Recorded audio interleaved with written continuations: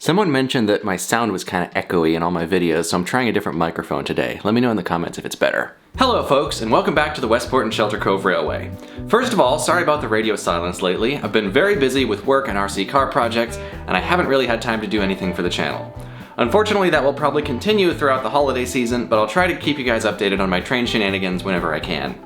Before we get started, I'd like to give a shout out to Ethan Mandolfo, a kid who's in my Westport and Shelter Cove Facebook group and has a channel with some neat railfan videos. He's got some great footage of trains on the Valley Railroad, the Strasburg Railroad, and some other places in that area. I'll put a link in the description so you can check him out.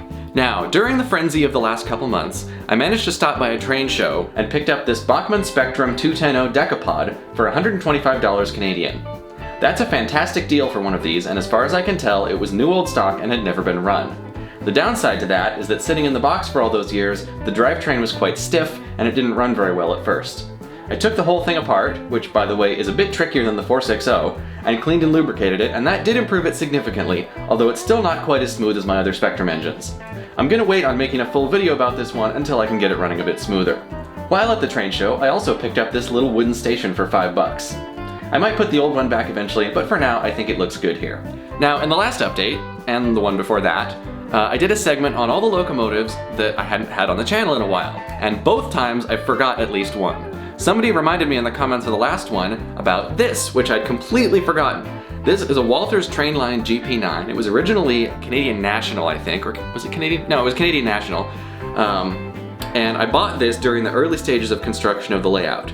Now, my original plan was to do a video about repainting this thing, but I got halfway into repainting it and then kind of forgot about the project and other stuff got in the way. So as it is, I've repainted it. This is Vallejo some red, I can't remember what the color's called, but I think it actually turned out fairly decent, and I put metal handrails on it off of an Athearn GP9, but I never got around to lettering it.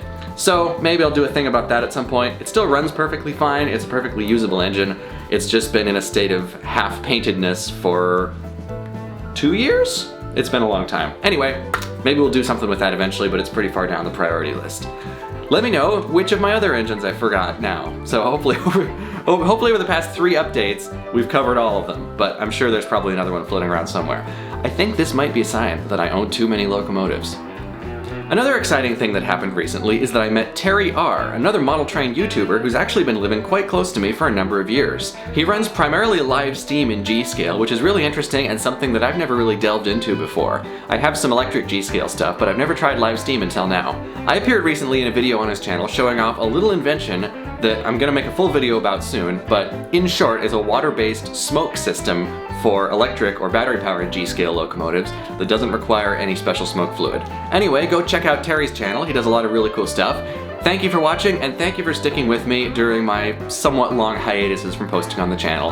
It kind of goes back and forth. I would like to make a video at some point about hobby burnout and how doing the same thing for a really long time can kind of cause me to temporarily lose interest in it. Happens to me a lot with trains, where like I'll be super into the train stuff for like a year, and then I'll go a few months just no trains at all, or very little.